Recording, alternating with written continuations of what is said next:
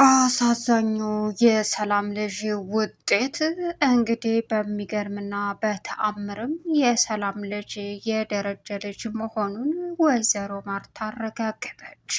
አብጌል የመጨረሻ አሁን ላይ ከእናቷ ጎን ሆና መከራከርም ሆነ ሰላምን ማሳሰር እንዳለባትም እቅጩን ተናገረች። እዛው ዶክተሩ ፊት አቶ ደረጀም እንግዲህ እያለቀሰ አንገቱን ደፍቶ እየየ ቢልም ነገር ግን ምንም ሊቀይረው አልቻለም። ዳጣ የመጨረሻ ልቧ ተሰብሮ አሁን ላይ በተፈጠሩት ነገሮች በሙሉ እያለቀሰች ትገኛለች። ሌላው ናታን ይሄ ነገር እንዳይመጣ ቢጥርም ግን ምንም ወይዘሮ ማርታ አልበገርም ባይነቷን አቶ ደረጀ ሳይወድ በግዱ ሆስፒታል በመሄድም እንግዲህ ዶክተሩ የተፈራውን አደገኛውን ውጤት አውጥቶ ጉዳቸውን ዘከዘከው። ናታን ወይዘሮ ማርታንንና አቶ ደረጀን ሆስፒታል ይዞ በመሄድም የተደንጋጩ የህፃኑ ውጤት ዲኤንኤ ምርመራው የደረጀ ልጅ መሆኑን ማረጋገጡንም እንግዲህ ይፋ አደረገ። በዚህን ሰዓት ወይዘሮ ማርታ የምትሆነው ግራ ገብቷት ጭንቅላቷን ይዛ ቀረች። አብጌል የመጨረሻ በአባቷ አዝናም አፍራም ድጋሚ እሱን አባቴ ነው ልለው አልችልም በማለትም ከባዱን ውሳኔ ወሰነች። ናታን በተፈጠረው ነገር በሙሉ ዋካችሁ ተረጋጉ፣ አንዳችሁ አንድ ነገር እንዳትሆኑ ቢልም ነገር ግን የተፈጠረው ነገር የሚያረጋጋ ሳይሆን እጅግ በጣም በህይወት ላይ አንድ ክህደት ሳይሆን ሺህ ክህደት እንደሆነም ሲያስበው ደግሞ ማየኮ አይደለም አልፈልግህም ብላ ደረጀን ከቤት ማስወጣት ይቅርና ህይወታቸው መፍረሱ ይቅርና ነፍስን ብታጠፋ አይፈረድባትም አለ። ዳጣ ነገሩ ይፋ እንዳይወጣ ብታድበቀብቅም ነገር ግን ቦምቡ ፈንድቶ የወጣ ውጤቱ እጅግ በጣም ሁላቸውንም አስደጋጭና ልብ ሰባሪ ሆኖ ወይዘሮ ማርታና አቶ ደረጀ ዳጣ ሆነው እንግዲህ ቤት ውስጥ እንዲሁም ናታ ኤቢ እየተጣሉ ወይዘሮ ማርታም እዚህ ቤት ለሰከንድ አልቆይም በማለትም ከቤት ስትወጣ በነበረበት አጋጣሚ እንግዲህ ለዛ ለጊዜ ሁሉንም ነገር እባክህ የምትችለው ካለ እንደው ጉድ ሆነናል፣ ምነው ባላወቅኳቸው እነዚህ ሰዎች ተጣሉ፣ ህይወታቸው ፈረሰ እያለችም ነገረችው። የሮጠ ሄዶ እባክሽ እትዬ ተብላ ወይዘሮ ማርታ ተንበርክካ ብዙ ሰው ቢለምናትም በፍጹም አሻፈረኝ፣ ትልቅ ውርደትና ክህደት ነው፣ እህቴን በየት አግኝቼ ይቅርታ ባልኳት እያለች እንግዲህ ወይዘሮ ማርታ እያለቀሰች ትገኛለች። ሰላም ውድና የተከበራችሁ የዙዙነት ሚዲያ ቤተሰቦች እንዴት ናችሁልኝ? ሰላማችሁ ይብዛልኝ። ለዚህ ቻናል አዲስ የሆናችሁ ሰብስክራይብ እያደረጋችሁ ቪዲዮውን እስከ መጨረሻው ተከታተሉ። በጉጉት ስንጠብቀው የነበረው ዳጣ አሰቃቂና አሳዛኙ ህይወት አሁን እንግዲህ ዳጣ ቤተሰቦቿ ድንብርብሩ ወጥቶ ህይወቱ የአባቷ በመበላሸቱ እየየ እያለች ትገኛለች። በእርግጥ ዳጣ እባክሽ እማዬ ብትልም ወይዘሮ ማርታ አሁን ላይ የዳጣን ድብቁንና ትልቁን ስላልሰማች የሰላምን ብቻ ነው የሰማችው። አብጌልም እንደዚሁ ህፃኑ ልጅ ከሰላም መወለዱን እንጂ ዳጣ ከሰላም መወለዷን የሚያውቅ ሰው በአሁኑ ከናታንና ከአቶ ደረጃ ውጭ እንዲሁም ከዳጣ ውጭ የለም። ነገር ግን ድጋሚ ወይዘሮ ማርታ ይህን ብሰማ ምን አይነት ክህደት እንደሆነም የማይታሰብ ነው። ሌላኛውና አሁን ላይ እንግዲህ ሰላም እውነታውን ብታቅም አብጌልን አስረዳ ስላለው አቶ ደረጀ ፊቷን ማየት አልችልም፣ መሞት አለብኝ። ይህ ነገር ከመሆኑ በፊት ማርታም እሷም አንድ ቀን አንድ ጊዜ ሰምተው ትልቅ ጉብዳ ከመፈጠሩ በፊት አንተ ግን መጀመሪያ ነገራት ሲልም ኤቢ ምንድነው ንገረኝ ናታን ስትል እናትና እማዬና አባዬ ተጣልተዋል አይደል? አውቃለሁ። እሱን ሊፈቱት ያልቻሉት ትልቅ ችግር አለ፣ እሱንም አውቃለሁ። ምን ነግረኝ ነገር ምንድን ነው ስትለውም መጀመሪያ ተረጋጊ ሲላትም ምንም ነገር ለመስማት ዝግጁ ሁኒ ለመቋቋምም ሲላት ናታን ምን እየሆንክ ነው? ሁሉም ነገር ታልኩ አያልፍም።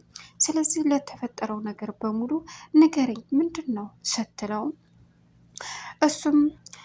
እሱን እኮ ነው እያልኩሽ ያለሁት። እሺ ይኸውልሽ አባዬ ምን የሰላም ልጅ ምን ከአባዬ ነው የተወለደ?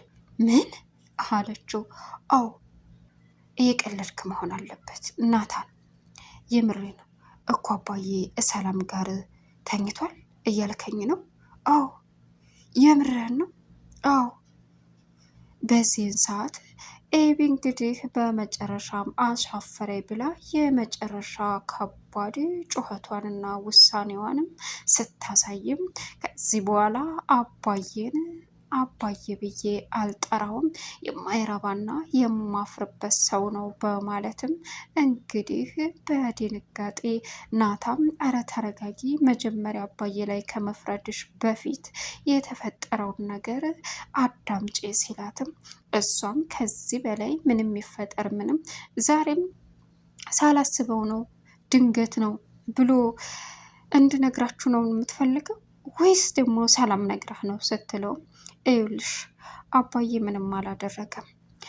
ሰላም አባዬን አስገድዳ ደፍራው ነው። ምን? አዎ ደፍራው ነው። እንደሰማ ሊሆን አይችልም አላት። እንዴት አለችው። አባዬ ሴት ሰላም በፍጹም ልደፍረው አችልም። እውነቴን ነው ደፍራው ነው። እማዬ ለ6 ወር ያክል ቤት የለችም ነበር። በዚያን ሰዓት አባዬ በሌለበት ድንገት መታ አስገድዳ ደፈረችው። ከዛም እና በአንድ ቀን እርግዝና እንደዚህ ሆነ እያልከኝ ነው? አዎ በአንድ ቀን ግንኙነት። አዎ እውነቴን ነው አላት። አይ እንደሱማ ሊሆን አይችልም፣ እንደሱ በፍጹም ሊሆን አይችልም አባዬ። ይሄ ነገር ተተደረገ የምሬን ነው። እዩልሽ ኤቢ አባዬ እንድትረጁ ይገባል። አባዬ ሳይፈልግ ነው ይህ ሁሉ ነገር የመጣበት። ስለዚህ እባክሽ ልለምንሽ ሲላትም እኔ እንጃ እንደዚያ አምኜ ልቀበል አልችልም በፍጹም አለችው። የምሬን ነው ሲላት ኤቢ አባቴን ማግኘት አለብኝ የት ነው ስትለውም ቢሮ ነው አላት። እንግዲህ እያለቀሰች ኤቢ በጣም እያዘነች ወደ አባቷ እየሄደች ባለችበት ሰዓት አቶ ደረጀ ግን ከበር በስተጀርባ ነበረ። ቢሮ እየሄደች ልትሄድ መንገድ እንደጀመረች አሁን ላይ አብጌል ቁጭ ብላ ማልቀስ ጀመረች። በእርግጥ ናታን ተረጋግተሽ አስቢ ብሏት ነበረ። እናም ማሰብ አልችልም በማለትም ወደ አባቷ ሄዳ እንግዲህ ያለውን ነገር ከአባቷ ጋር ለመግጠም ባሰበችበት ምጥን ኤቢ ከአቅሟ በላይ ስለሆነ ቁጭ ብላ እየየ ብላ ማልቀስ ጀመረች። ምጥን በዚህን ሰዓት ኤቢ ስታለቅስ ስታያት ምን ሆና ነው ምን ተፈጥሮ ነው ብላ ከጎኗ ሆና እሷም አብራ ማልቀስ ጀመረች። ምንን ሻል ምጥን ስትላትም ምንም እና ለምንድን ነው የምታለቅሸው? አንቺ ስላለቅሽ እኔ ስላለቀስኩኝ ነው የምታለቅሸው? አዎ ይገርማል። አሁን ተይን የመጣሽው ከእናንተ ቤት? ምን? አዎ ከእናንተ ቤት ነው የመጣሁት አለቻት። እሺ ብድግ ስትል ወደ ልትሄጂ ነው? አንቺ ጋር አብሬሽ እየሄድኩ ነው። ምን? ወደ ቤትሽ ሂጂ፣ ወደዛ እንዳትመጪ አለቻት። እንግዲህ በዚህን ሰዓት በሚያሳዝንና ልብ በሚነካ አሁን ላይ ሁላቸውም ቤቱ ድንብርብሩ ወጥቷል። ወይዘሮ ማርታ በእርግጥ ኤቢ አሁን ላይ ወደ ውስጥ በመግባትም እናቷን እማዬ ልክ የምትሰቃየው እማዬም ሰምታለች አላት። የምትሰቃየው ይሄን ሰምታ ነው? የኔ ምስኪን እናት እናቴ ላይ ክህደት አድርጌባታለሁ፣ እናቴ ላይ ተጫውቼባታለሁ፣ እናቴን እያለች ኧረ እባክሽ ተረጋጊ ተረጋጊ ቢላትም ምንም የሚያረጋጋ ነገር የለም። ምንም ምንም አለችው። እባክሽ ኤቢ ልትረጋጊ ግድልሻል እባክሽን አላት። አይ ምንም መረጋጋት ብሎ ነገር የለም አንተ ራሱ ተባባሪ ነህ ሁሉን ነገር እያወቅክ አለችው። በፍጹም እኔ ምንም የማውቀው ነገር የለም ግን ሰላሚ እከሳታለሁ በአስገድዶ በመድፈር ብዬ እከሳታለሁ አለችው። እንዴ እንድ ብለሽ ነው የምትከሻት? ያምሻል እንዴ?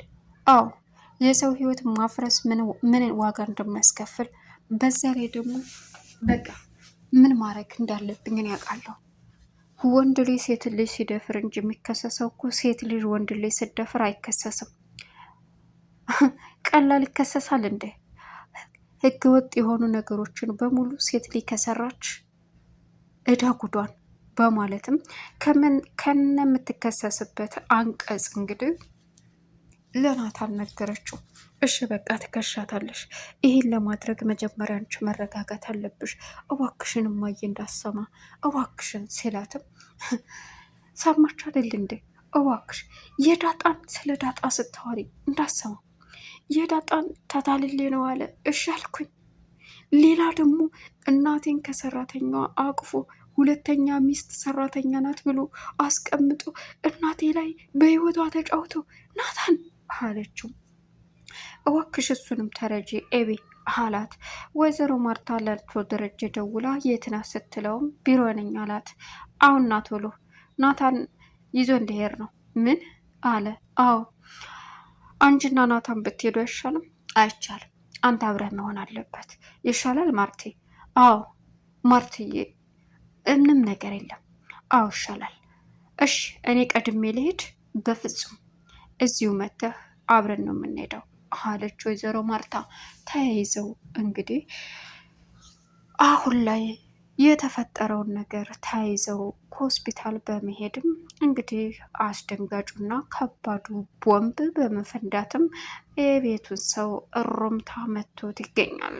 ሰላምም ከዚህ ቀደም አላፍር ብላ ጭራሽ ቤቱን በስም ያዙር እያለች ቀውጢ አፍልታበት ነበር አቶ ደረጀ ላይ።